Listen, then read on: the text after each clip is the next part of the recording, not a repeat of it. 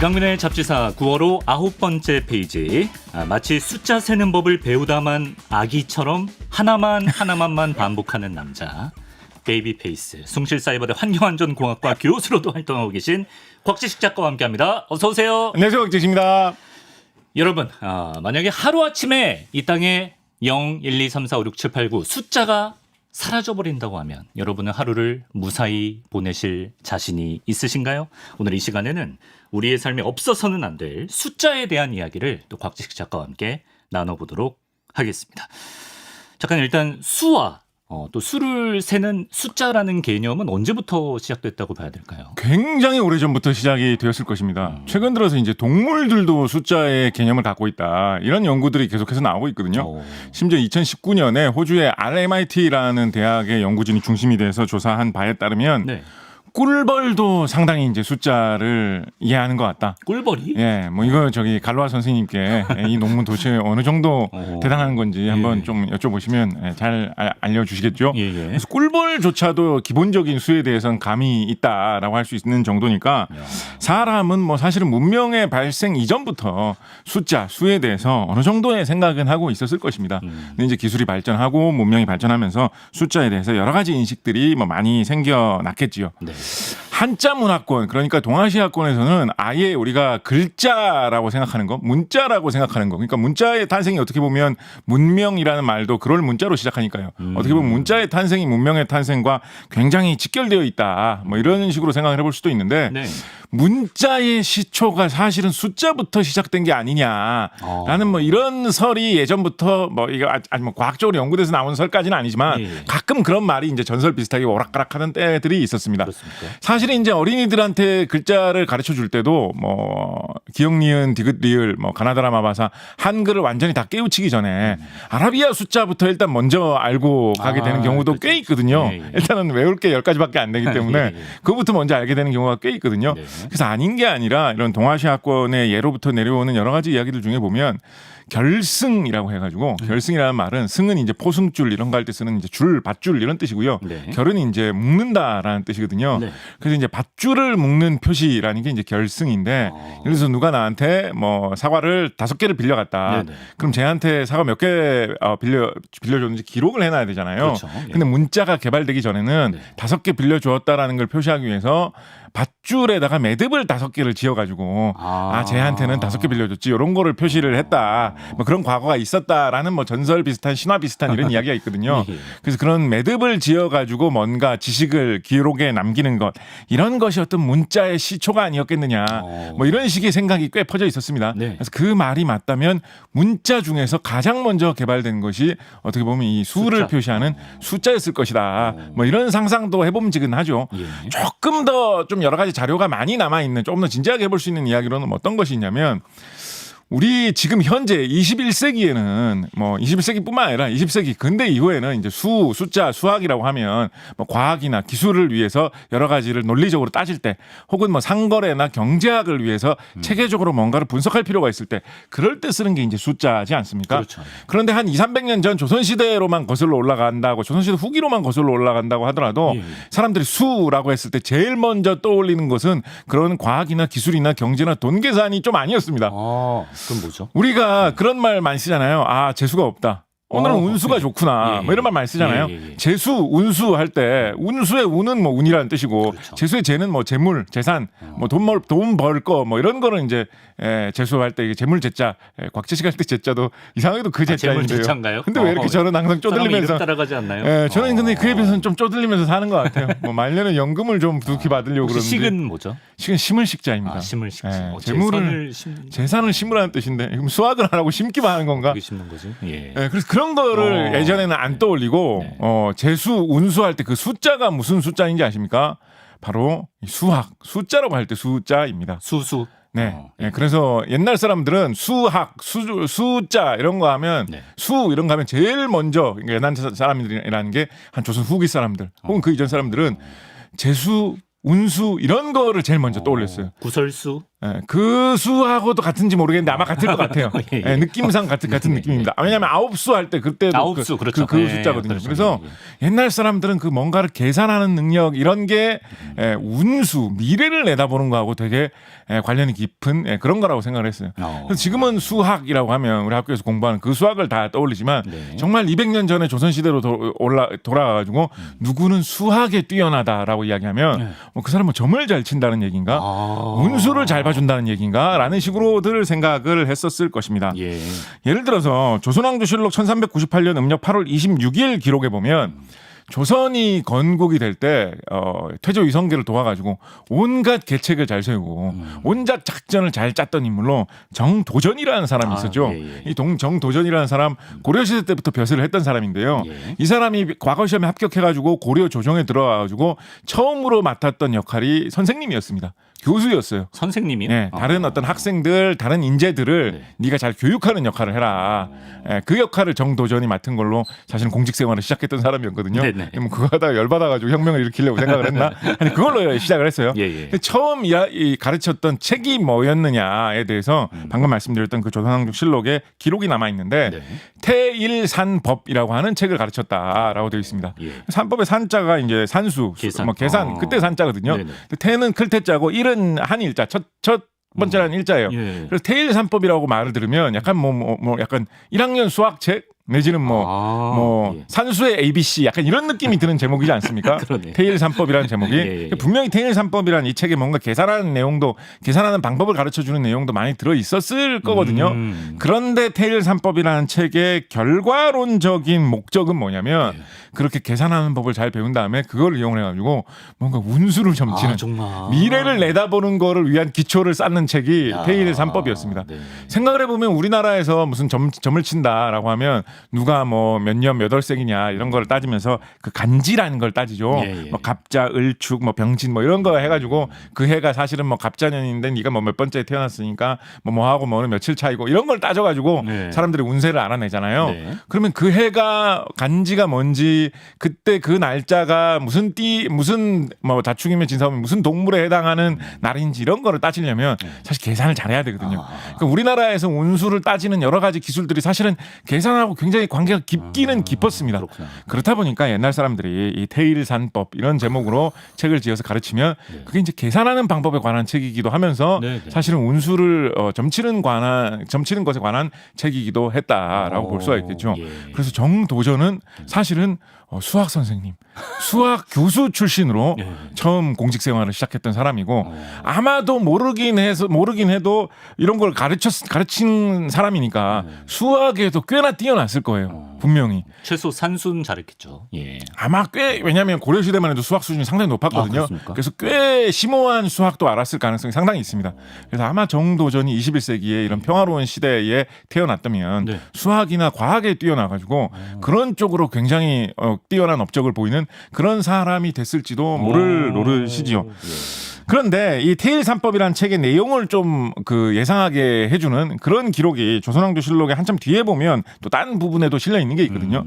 1406년 음력 11월 15일 기록에 보면 문가학이라는 진주 출신의 어떤 사람이 이 태일산법이라는 책을 완전히 다 깨우쳤다라고 하면서 등장을 해가지고 이 사람이 자기는 뭘 할 수 있다라고 주장을 하냐면 뭐 운수, 뭐 이런 미래를 내다보는 법 이런 것 중에서 뭐를 잘 맞춘다라고 주로 주장했는지 아십니까?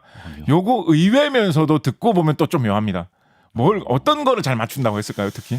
예를 들면 날씨. 오, 어떻게 감이 좋으시죠? 약간 제갈공명처럼. 이 사람은 날씨를 잘 맞춘다고 주장을 했어요. 날씨를. 정말. 그래서 실제로 한동안 이 태일산법을 공부해가지고 날씨를 예상해보자라는 게 좀 유행을 했던 것 같아요.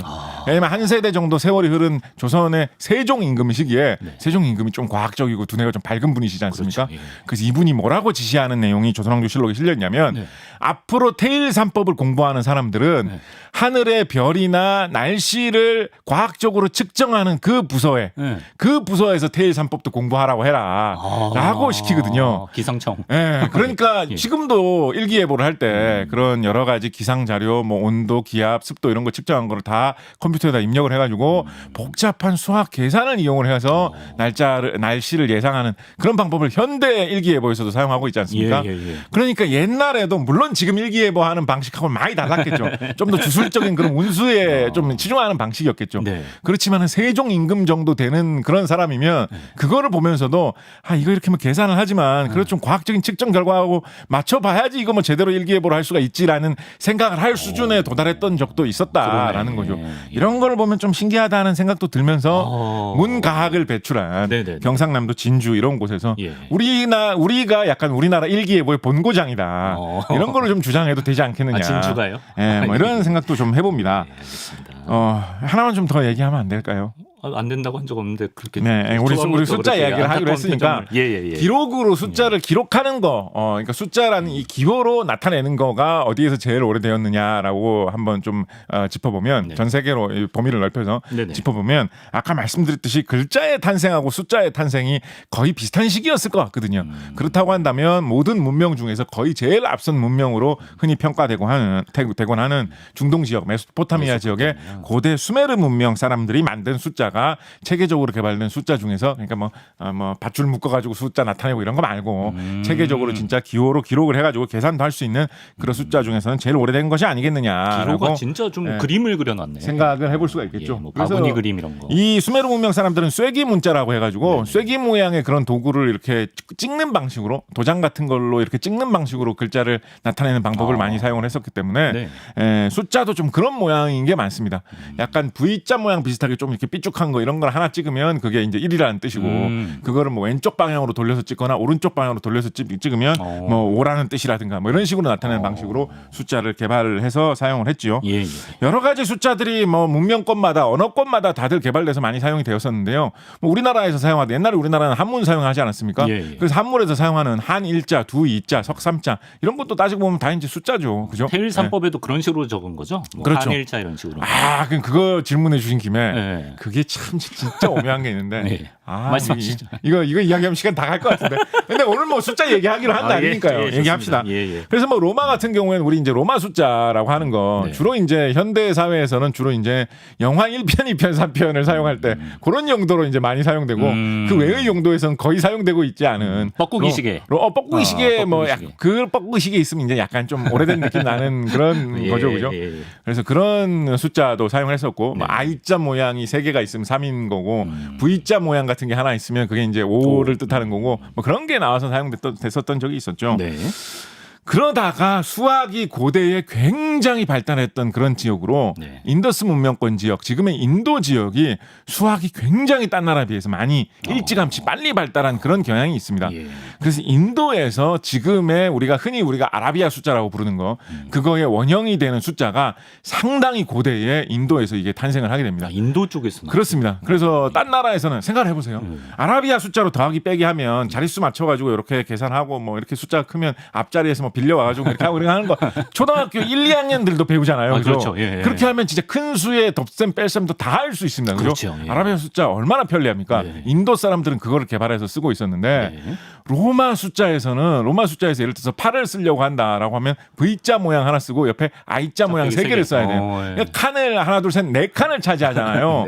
8이라는 숫자를 표현하려는데. 그렇죠. 근데 8 더하기 2를 쓰려고 한다라고 하면 칸을 4칸을 차지하는 8자에다가 2는 또 I자 모양 2개이기 때문에 칸을 2칸을 차지하거든요. 그렇죠. 그래서 뭐 자릿수를 맞춰하고 계산을 하고 이런 걸 하기가 거의 불가능합니다. 로마 숫자로는. 계산을 편리하게 하기가 굉장히 안 좋아요. 그러네요.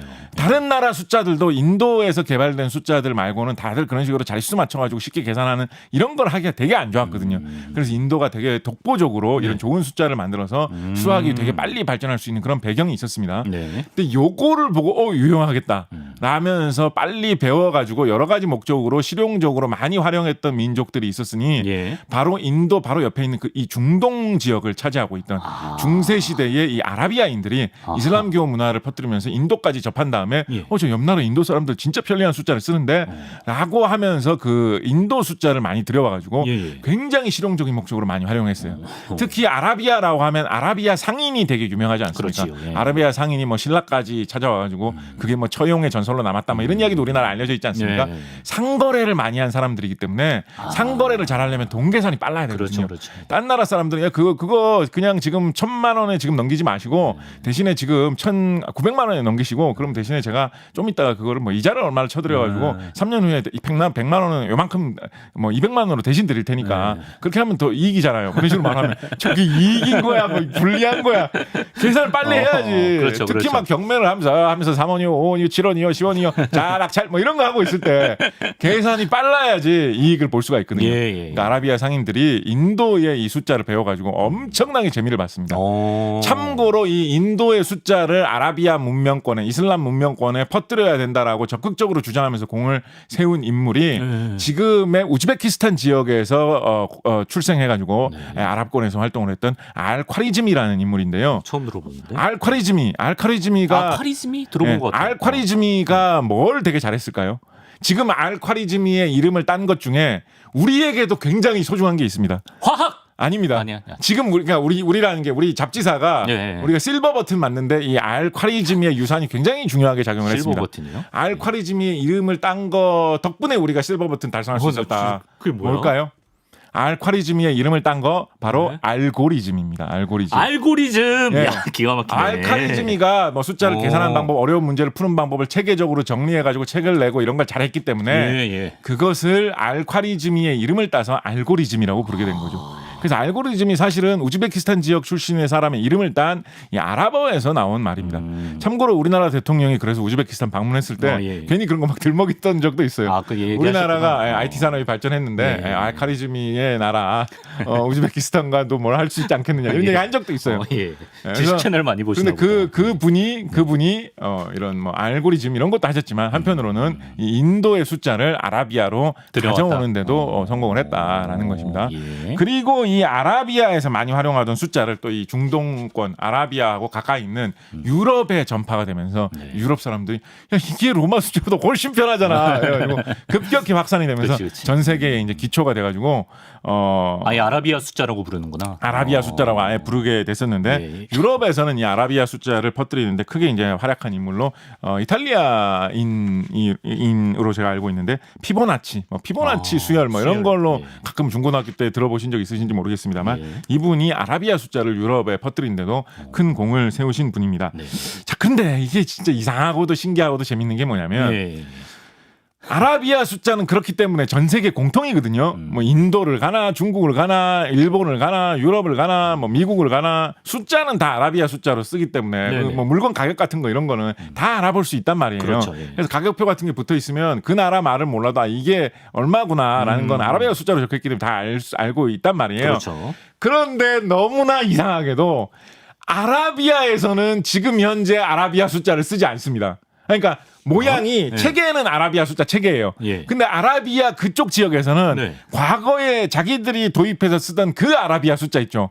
그거를 아직까지도 쓰고 있어요. 아, 그게 모양이 다르다고? 네, 모양이 조금이 아니라 딱 헷갈릴 만큼 이상하게 달라요. 아, 정말. 숫자처럼 생기긴 했는데 뭔가 좀 다른데 이렇게 생겼어요. 우리가 그 외에 모든 지역에서 쓰는 아라비아 숫자는 이 유럽 사람들이 개량한 버전의 아라비아 숫자거든요. 그래서 우리가 아라비아 숫자라고 부르는 거는 사실은 인도 숫자인데 지금 아라비아에서는 안 쓰는 숫자지만 그걸 우리가 아라비아 숫자라고 부르고 있다라는 뭐 그런 아주 이상한 이야기가 있습니다. 사우디아라비아 무슨 좀 안 유명한 매장 이런 데 가면 못 알아볼 수도 있나요, 가격을? 그 지역에서는 거의 대부분의 매장이나 동거래에서는 그 정통 중세 아라비아 숫자를 사용합니다. 몰랐다. 그래서 알아보기가 어렵습니다. 그래서 막 아라비아 숫자로 써주세요. 그럼 그 사람들 되게 이상하게 생각하겠죠. 야, 이게 아라비아에서 쓰는 숫자야. 이렇게 생각하겠죠. 그러네요. 그렇습니다. 물론 뭐 이제 컴퓨터로 타이핑할 때나 이럴 때는 딴 지역에 쓰는 그 숫자도 다 쓸 수가 있기 때문에 뭐 그 지역 사람들도 그거를 뭐 쓰고 읽고 하는 걸 쉽게 할 수는 있습니다만 일상생활에서는 뭐 이집트라든가 아라비아라든가 사우디아라비아 이런 데 가면 다른 숫자를 사용한다. 묘하게도 그런 것이 있습니다. 이거 하나만 추가로 말씀드리면 이거 이제 얘기하게 해주세요. 하나만 추가로 말씀드리면 그 동아시아 지역 그러니까 중국 이쪽 지역 같은 경우에는 이게 숫자를 아라비아 숫자처럼 이렇게 자릿수를 맞춰서 써야지 계산이 편리할 거다라는 생각을 진작에 해낸 사람들이 있었거든요. 아 그래요? 근데 이제 중국의 아라비아 숫자가 도입된 거는 이제 한참 후지 않습니까? 나중에 예. 이제 기술 문명이 발달하고 뭐 여러 가지 유럽과 교류가 이루어지고 그런 다음에 아라비아 숫자가 도입됐을 거 아니에요. 네. 근데 그 방식 자체는 자릿수 맞춰가지고 숫자 계산하면 좋을 거라는 방식 자체는 어쩌면 뭐 인도에서 영향을 받아서 떠올렸는지도 몰라요. 네. 그 방식 자체는 진작에 뭐 천수백 년 전에 떠올린 사람들이 있었거든요. 예. 그래서 중국에서는 어떤 방식을 사용했냐면 네. 일상적으로 사용하는 그 숫자 한일자, 두이자, 석삼자 이거는 있기는 있지만 네. 전문가들이 진짜 빠르게 계산을 할 때는 네. 그런 일상적으로 사용하는 거를 사용하지 않고 네. 특유의 독특한 부호를 사용을 해가지고 계산하는 시스템이 따로 있었습니다. 발을 정자 쓴 거 아니야?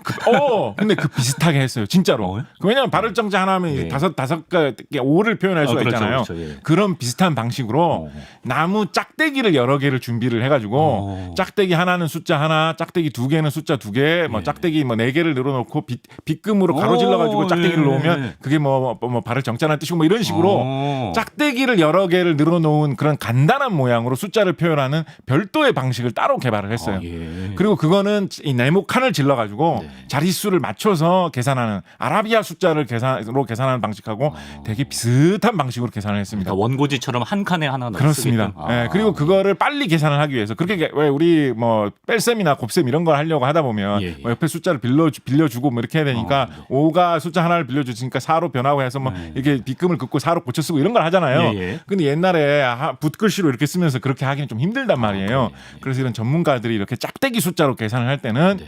그 짝대기 자체를 붓으로 그어가지고 별도로 표시를 하지 않고 네. 진짜로 잘 다듬은 짝대기들을 이렇게 잔뜩 들고 다니면서 실제로 그거를 하나 이렇게 놓아가지고 숫자를 표시하고 숫자를 1의 자리 숫자로 10의 자리 숫자를 하나 빌려줘야 되겠네라고 하면 그걸 하나 실제로 진짜 빌려주는 그런 방식으로 계산을 하는 게 발달했었습니다. 예. 그래서 그럴 때 생각을 하는 요 짝대기들을 계산할 때 쓰는 나뭇가지다라고 해서 산가지라고 불렀거든요. 산가지. 네, 그래서 산가지를 이용해서 계산하는 방식이 중국에서는 일찌감치 발달했었고 예. 그게 아마도 신라시대 고려시대쯤에는 우리나라로도 전래가 돼가지고 우리나라에서도 그 산가지를 이용해서 계산하는 방식이 발전을 했기 때문에 고려시대 뭐 조선시대 이럴 때는 우리나라에서도 그런 걸 이용해서 숫자를 계산하는 방법 방정식을 풀이하는 방법 이런 것이 굉장히 많이 발달을 했었습니다. 예. 그거를 그러니까 뭐 일상적인 상식으로 발달하지는 않았지만 전문적으로 그걸 하시는 분들은 근데 중국에서는 그게 이제 별도의 숫자 체계가 따로 있다라는 게 약간 어떻게 보면 좀 번거롭고 짜증나잖아요. 네. 그래서 중국에서는 대충 명나라 시대 정도가 되면 그러니까 지금으로부터 한 400년 전, 500년 전 그때쯤이 되면 중국에서는 그게 잊혀져 버려요.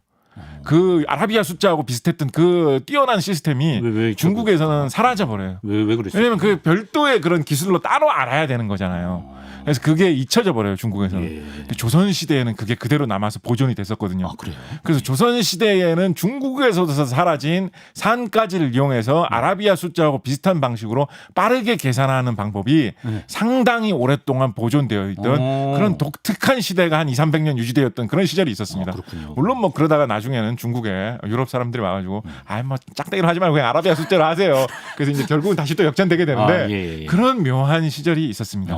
그래서 산가지를 이용해서 빠르게 계산하는 방법 그런 방법이 있었는데 네. 조선시대 사람들, 고려시대 사람들, 신라시대 사람들이 이 산가지 짝대기로 이렇게 복잡하고 어려운 계산을 해가지고 뭘 계산했겠습니까?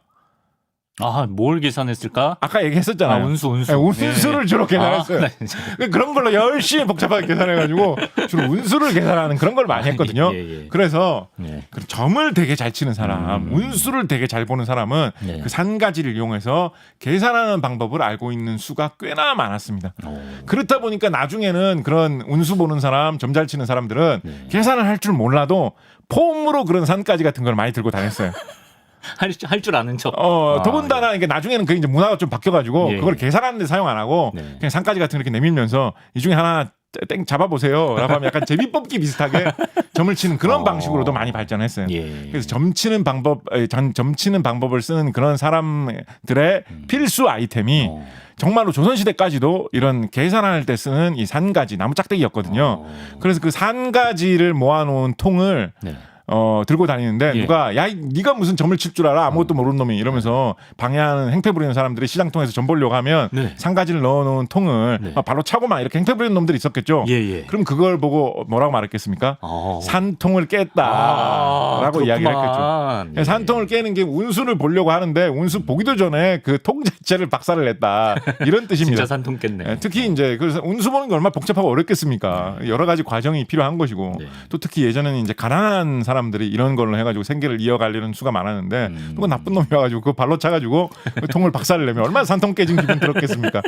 그래서 산통을 깬다라는 말도 사실은 이 운수와 우리나라 옛날 사람들이 생각을 했던 그 수학과의 관계를 좀 나타내는 그런 말이고요. 예. 저 이거 얘기한 김에 하나만 더 얘기할게요. 진짜 하나만. 이거만 얘기하게 해주세요. 그러니까 아까 진짜. 처음 했을 때 3개만 더 이렇게 하시면 되잖아요. 하나만. 예, 하나만 네. 더. 예. 우리나라의 되게 역사상 큰 족적을 남긴 인물 중에 이 운수, 아라비아 숫자 대신에 사용하는 이 계산 용도의 이 나무 작대기, 산통과 이 산가지 때문에 정말 자기 인생이 바뀌고 우리나라의 역사의 거대한 흐름을 바꾼 사람이 한 사람이 있습니다.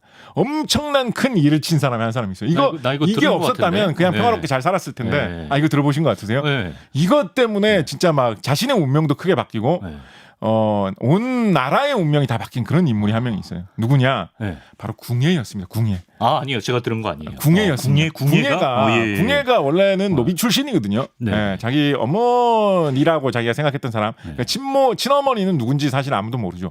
뭐 친어머니가 궁녀였다. 뭐 신라 왕실은 누구였다. 뭐 이런 여러 가지 전설이 있습니다만 친어머니가 사실 누군지는 뭐 알 수가 없는 것이고 옛날에 뭐 DNA 확인할 수 있는 것도 아니고 그렇죠. 무슨 뭐 주민등록 같은 게 있는 것도 아닌데 그건 전설일 뿐인 것이고 네. 진짜 자신을 길러준 어머니가 사실은 노비 출신이었거든요. 그러니까 궁예는 사실은 노비 자식이니까 노비라고 볼 수가 있습니다. 네. 그러니까 옛날 신분제 사회에서는 사회의 제일 밑바닥 계층이죠. 근데 이 사람이 어떻게 내가 나라를 세워가지고 왕이 되고 한반도 전체는 내 손에 쥐겠다 이런 어마어마한 꿈을 어떻게 꾸었을까요? 삼국사기 궁예열전에 실려 있는 이야기에 따르면 예. 궁예가 어느 날 길을 가고 있는데 밥그릇에 뭐가 떨어지더라. 하필이면 밥그릇에 뭐가 떨어지더라는 거예요. 네. 보니까 까마귀가 날아다니다가 똥 까마귀가 들고 가던 뭔가를 떨어뜨린 거예요. 예. 까마귀가 떨어뜨린 게 뭐였다라고 삼국사기에는 적혀 있냐면 예. 이런 산가지를 떨어뜨렸다라고 되어 있어요. 근데 산가지가 떨어진 모양이 산가지가 4개가 떨어졌는데 네. 산가지가 떨어진 모양이 어떤 모양을 이루고 있었겠어요? 왕 임금왕. 임금 왕자를 이루고 있는 임금 왕자. 하필이면 임금 이렇게 왕자. 네 개? 4개가 생각해보면 사실 좀 이루어지기 쉬운 모양이기도 해요. 어떻게 보면 3개가 나란히 떨어지고 예. 뭐 정확하게 무슨 뭐 한석봉이 그린 그런 아름다운 글씨체처럼 딱 임금 왕자 모양으로 떨어졌겠습니까? 슬쩍 옮겼을 수도 있어요. 대충 약간, 3개 짝대기 나란히 떨어지고 그걸 가로지른 짝대기 하나 더 떨어진 거지. 근데 하필 밖으로서 그게 딱 떨어지니까 네네. 왕자 이렇게 궁예가 생각을 한 건데 예. 요즘 시대 같았으면 누가 짝대기에 나뭇가지 4개 떨어졌다라고 해가지고 특히 이제 까치, 까마귀 이런 애들이 머리가 되게 좋기 때문에 예. 나뭇가지를 물어다가 그걸로 집을 많이 짓거든요. 집 지으려다가 실수했구나. 그냥 대수롭지 않게 그냥 이렇게 던졌을 거예요. 그렇죠. 예. 혹시 곤충은 나뭇가지로 뭐 안 하나? 갈로아 작가님께 물어볼까? 뭐 이런 정도 생각이나 했겠지. 예. 별 생각 안 했을 거예요. 그죠? 예. 그런데 산가지로 수학 계산을 해가지고 운수를 점치는 문화가 워낙에 많이 퍼져 있던 옛날 시대였기 때문에 그랬겠다. 까마귀가 짝대기 4개 떨어뜨린 걸 보고 예. 이거는 하늘이 나에게 점을 쳐준 것이다. 그런데 그 점을 쳐준 것의 의미가 도대체 무엇이란 말인가? 나의 운수는 왕인가? 이런 엄청난 과대망상에 빠질 수가 있었다. 역사를 바꿨네요. 예. 그래서 그거를 꿈을 품으면서 뭐 사실은 이제 뭐 옆에 있는 사람이 한테 약간 자기가 이렇게 그냥 지어낸 이야기를 쓸 수도 있겠죠. 어떻게 종간 보면. 이런 사람. 옆에 있는 사람들이 근데 궁예 형님 제가 진짜 형님이 뭐 왕 될 거라는 거 말 믿고 계속 따라다녀도 돼요. 아무리 봐도 뭐 왕 될 것 같지는 않은데요. 이건 뭐 동네에서 좀 뛰어난 아저씨인 것 같긴 합니다만. 그래서 귀찮게. 괜히 옆에서 누가 기침 소리 낸다 그러면 짜증만 많이 내시고 그런 분이신 것 같은데 진짜 왕 되실 수 있겠어요? 라고 하는데 예. 그때 이제 궁예가 어떤 사기를 복돋기 위해서 그렇죠. 야, 내가 지난달에 어떤 일이 있었는지 알아? 라고 하면서 지어낸 이야기일 수도 있는데 그렇죠. 하여튼 삼국사기에 실려있는 이야기에 따르면 네.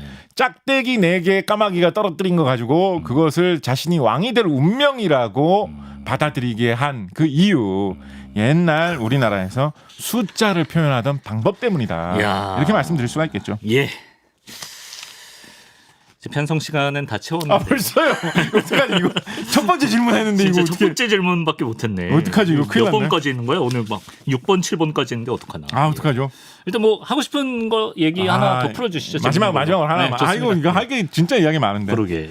하는 김에 네. 이제 두 개만 할게요. 두 개만. 두 개 좋습니다. 두 개. 예, 이렇게 짧- 솔직하게 나오시니까 좋네요. 짧게 예. 하나 하고 약간 조금 긴 거. 짧은 거 일단 하나만. 아, 1.8 정도. 예. 짧게 짧은 거. 이게 오케이, 진짜 오케이. 이거는 간단한 건데요. 예. 아라비아 숫자가 그렇게 자릿수를 만들어서 잘 쓸 수 있었던 가장 큰 원인 중에 하나는 네. 숫자에 0이 포함되어 있기 때문입니다. 0. 0이 있어야 자릿수를 맞출 수 있잖아요. 그렇지. 만약에 한문으로 그러니까 한문 숫자 방식으로 네. 5만이라고 쓴다라고 칩시다. 네. 그러면 다섯 5자에다가 만을 나타내는 만자. 그렇죠. 이렇게 쓰면 그거 5만이에요. 그죠? 네. 글자 두 개로 표현이 되잖아요. 그렇죠. 5만인데 자릿수를 맞출 수가 없어요. 그죠? 근데 아라비아 숫자로 쓰면 5 0000 해서 다섯 가지 숫자로 자릿수를 딱 맞출 수가 있단 말이에요. 그러네요. 예. 그래서 0이 있기 때문에 자릿수를 맞출 수 있다라는 게 아라비아 숫자의 최고 강점입니다. 그런데 인도인들은 이 0을 어떻게 도대체 떠올리지? 0을 발명한다는 게 사실 쉬운 일이 아니거든요. 그렇지. 아무것도 없다는 게 숫자 세봐라. 그럼 다 하나, 둘, 셋, 넷 이렇게 세지. 네. 0, 1, 2, 3 이렇게 하면 야 무슨 뭐 네 수학 정보하고 티내냐 이럴 거란 말이에요. 예. 0을 숫자라고 생각하기가 사실 쉽지 않아요. 무슨 계기가 있나? 근데 인도인들은 어떻게 해서 세계에서 최초로 0을 공식적으로 숫자에 포함시킬 수 있었을까라는 거에 대해서 뭐 검증되지 않은 여러 가지 학설들이 있는데요. 네네네. 많이 돌아다니면서 좀 유명한 이야기 중에 하나가 뭐냐면 네. 인도인들 어떤 그 특유의 철학적인 사상 이런 것 때문에 인도인들은 딴 나라에 비해서 그 사상적으로 뭔가 허무, 아. 공허함, 아무것도 없다는 어떤 무의 어떤 진리 이런 거에 많이 빠져들었다라는 거예요. 공수래 공수거 이런 건가? 예를 들면 예. 색즉 시공이요, 아. 공즉 시생이다, 뭐 이런 거 있지 않습니까? 예. 그런 거. 예. 불교 문화에도 우리나라에 많이 남아 있는 거 인도에서 건너온 거잖아요. 예. 우리나라 뭐 예전 문화 뭐 이런 거에 보면 불교의 영향을 받은 공사상이 뭐 많이 포함되어 있다. 뭐 구운몽의 맨 마지막에 모든 게 꿈이었다라는 걸 나타내는 게 어떤 공사상의 영향이다. 이런 거 많이 나타내잖아요. 예. 인도 고대 문화의 어떤 특성이라면 특성이거든요. 예. 그래서 이런 문화의 사람들이 되게 심취해 있었기 때문에 아무것도 없다라는 거, 공도, 영도, 숫자다 뭐 이런 게 탄생할 수 있지 않았을까라는 그런 학설이 있습니다. 예. 그렇다고 한다면 지금 우리가 이제 0을 0이라고 읽는데 네. 0이라는 건 이제 한문으로 떨어질 영자입니다. 원래는. 아, 그래요? 그래서 빗물 같은 게 떨어져가지고 다 떨어져서 날아가고 없는 상태를 나타내던 게 이제 0이라는 숫자를 나타내는 걸로 바뀐 건데요. 네. 0을 약간 속어로 공이라고도 많이 읽지 않습니까? 있죠. 특히 이제 전화번호 얘기해 줄 때 이럴 땐 꼭 공이라는 말을 많이 사용하는데요. 010이라고 안 하지. 어떻게 보면 공이 조금 더 오리지널, 아, 인도의 느낌이 더 가까운 것이다. 예. 뭐 이런 얘기 해볼 수가 있겠죠. 예, 요거 예. 짧게 얘기하던 거였고요. 길게 얘기하던 것도 짧게 말씀드리겠습니다. 빵은 왜 빵이라 그러죠? 예. 빵처럼 생겼기 때문에 빵- 아닐까요? 빵은 뭐지? 일본의 약간 잔재인가? 뭐지? 크림빵처럼 생겼기 때문에 아닐까요? 그럴 수도 잘 있겠네요. 모르겠습니다. 예. 저는 제 초등학교 때는 네네네. 제 초등학교 친구들 사이에서 괜히 공을 빵이라고 부르지도 않고 영이라고도 부르지 않고 떡이라고 부르는 그런 이상한 유행이 친구들 사이에서 유행했던 적이 있었는데 예. 그것도 약간 떡처럼 생겼기 때문에 그런 게 애들 사이에서 유행했던 게 아닐까요? 통할 수 있다. 예. 시간 넘는데 좀 무의미한 이야기를 하고 말았군요. 죄송합니다. 예. 이게 이제 숫자와 관련된 우리에게 널리 퍼져 있는 이상한 풍속 중에 하나로 또 네. 세계 각국의 다른 거를 알아볼 수 있는 또 재미난 풍속 중에 하나는 어떤 게 있냐면 네. 요일이요. 네. 요일이 월화수목 금토일 이렇게 7개가 있지 않습니까? 그죠? 그렇죠. 예. 딴 나라에도 다 이런 게 있을까요? 요일이 이거 이상한 점. 야, 요일이 전 세계에 다 공통으로 있는 거지. 월화수목 금토일 세 개 다 있겠지. 요일 다 있지. 라고 생각할 수가 있는데 예. 이게 또 그렇지가 않습니다. 요일이 없어요? 일단은 예. 우리가 월화수목금토일이라고 우리는 요일마다 다 이름이 하나씩 있죠. 있죠. 월요일, 화요일, 수요일, 목요일 이렇게 이름이 다 하나씩 붙어 있죠. 그죠? 네네. 근데 중국만 해도 우리에게 제일 가까운 나라인 중국만 하더라도 월요일, 화요일, 수요일, 목요일, 금요일이라는 말을 쓰지 않습니다. 중국이요? 예, 중국만 하더라도. 그럼요? 중국에도 요일 있잖아요. 중국 요일은 사람들도 당연히 일요일 날, 있을 거 토요일 날 쉴 거 아니야. 아니에요. 그죠? 그렇죠. 예. 중국에도 요일이라는 개념은 있어요. 예. 근데 이름이 일요일, 월요일, 화요일, 수요일이라는 이 이름을 쓰지 않습니다. 뭐라 그러지? 중국에서는 뭐라고 하냐면 예. 첫 번째 요일, 두 번째 요일, 세 번째 요일, 네 번째 요일, 제1요일, 제2요일, 제3요일, 제4요일이라는 식으로 정말? 숫자로 매겨가지고 부릅니다. 오. 중국어로는 이제 하늘의 별에서 나온 게 요일이라는 뜻으로 예. 성기라는 말을 사용하는데 그래서 싱치2, 싱치2, 싱치3, 싱치4, 싱치5, 싱치6 일요일만은 생치치 일곱 번째 요일이라고 하지 않고 예. 생치티엔 하늘의 요일이라고 합니다. 하늘의 요일이 교회 가서 기도하는 요일이라는 뜻이죠. 예. 그래서 중국에서는 요일을 월화수목금토일이라는 이름으로 부르지 않고 숫자로 부릅니다. 아 그렇군요. 예, 이게 뭐 영어로도 썬데이, 먼데이, 튜스데이 하는 이런 요일 이름이 있잖아요. 네, 있죠. 일본에서도 월화수목금토일이라는 말을 쓰거든요. 쓰죠. 그래서 요일 이름이 있는 나라들이 있고 요일을 숫자로 쓰는 나라들이 있습니다. 요일을 숫자로 쓰는 나라들이 중국 말고도 있어요. 있어요? 근데 이거 가만히 생각해 보면 요일이라서 일이라는 거는 날 일자고 요라는 말은 이거 무슨 궁금했어. 요라는 말은 무슨 뜻이야? 늘 궁금했어. 요일에서 요는 뭐예요? 기분 좋은 거예요. 토요일이다. 요. 그래 이건 이런 제가 거예요. 궁금했어. 요일에서 요라는 말은 무슨 뜻이냐면 예. 하늘의 별들을 뜻하는 말입니다. 조금 더 과학적으로 정확하게 말씀드리면 우리 저기 뭐죠? 우리 지웅배 선생님이신가요? 한번 여쭤보다 뭐 재밌는 이야기 많이 해주실 텐데 주로 행성들을 일컫는 말입니다. 지금 태양계의 행성이 지구까지 포함해서 지구도 행성의 일종이라는 걸 지금은 알고 있으니까 태양계 행성이 8개 있다라는 사실을 알고 있지만 옛날에는 행성이 5개밖에 없다라고 생각을 했어요. 수성, 금성, 화성, 목성, 토성 5개밖에 행성이 없다라고 생각을 했거든요.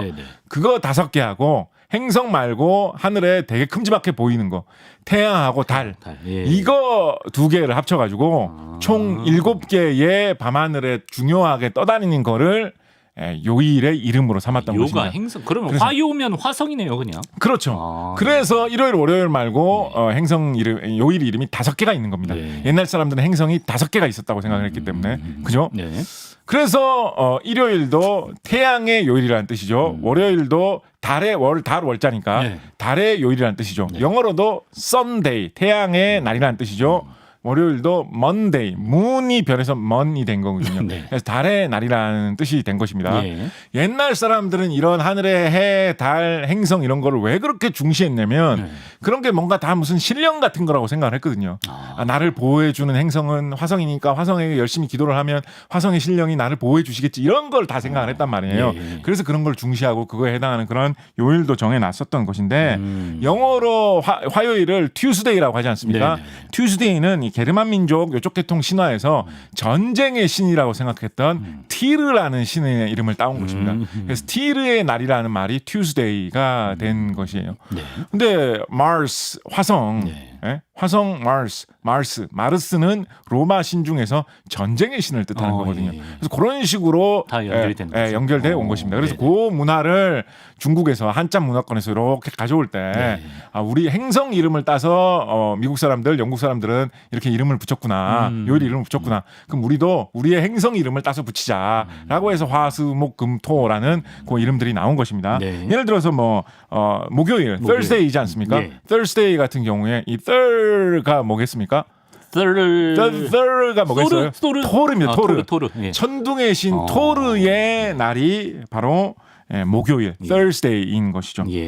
우리 오늘 수요일 같은 경우에는 Wednesday라고 하지 않습니까? Wednesday 그 스펠링도 제일 좀 더러운 스펠링이지 않습니까? 제일 이상하지 않습니까? 그것은 이제 보탄. 북유럽 신화에서는 오딘이라고 하는 그 영화에서는 토르 아버지로 나오죠. 신중의 신이라고 하는 오딘의 날이라는 뜻으로 수요일 제일 좀 좋은 요일인 거 아닌가요? 그러네요. 이런 식으로 했습니다. 자 그런데 오늘이 수요일 아니겠습니까? 그래서 게르만족 신화를 따가지고 이런 식의 요일 이름이 막 생겼는데 우리 기독교가 이렇게 퍼지고 보니까 요일 이름을 이렇게 부르는 거에서 좀 껄쩍지근하게 생각한 사람들도 있었을 거 아니에요.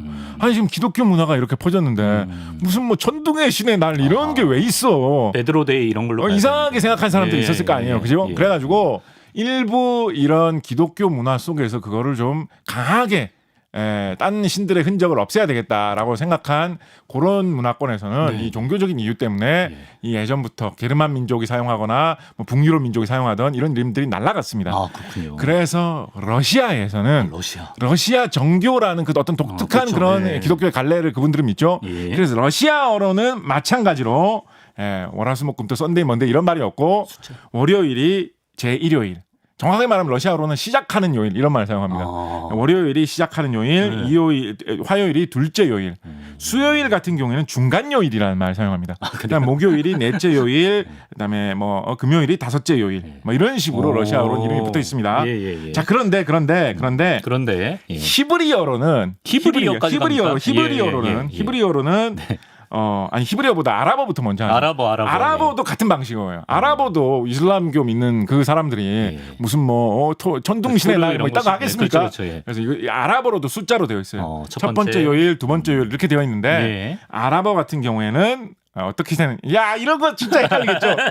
아랍어에서는 예. 월화수목금토일이라고 하지 않고 네. 우리 달력에 써놓는 것처럼 일월화수목금토라고 숫자를 세거든요. 예. 그래서 아랍어에서는 첫째 요일이 일요일입니다. 하나 앞으로 가는구나. 그래, 첫째 요일, 둘째 요일, 셋째 요일, 넷째 요일, 다섯째 요일이 목요일이고요. 예.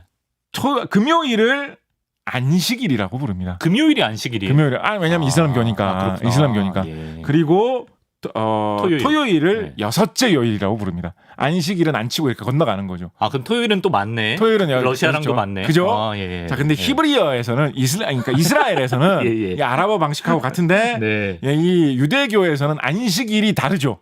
다르죠. 네, 그래서 금요일을 안식일이라고 하지 않고 네. 금요일을 그대로 여섯째 요일이라고 하고 예. 토요일을 안식일이라고 부릅니다. 이거 그래서 헷갈린다. 여섯째 요일이라고 했을 때 아랍어하고 히브리어하고 이거 잘못하면 번역하다가 실수할 수 있다. 그러네. 예, 그리고 뭐 약속도 이거 못 하겠다. 중국어나 러시아어하고도 헷갈리는 거 없는지 이런 것도 잘 따져야 된다. 그리고 그 외에 많은 여러 지역에서는 또 일월화수목금토 같은 고대로부터 내려오던 행성의 이름을 딴 요일 이름을 사용하기도 하는데 이것이 다 이렇게 숫자가 이상하게 반영된 서로 나라마다 다르게 반영되는 또 대표적인 문화적인 사례라고도 할 수 있겠다라는 말씀드리도록 하겠습니다.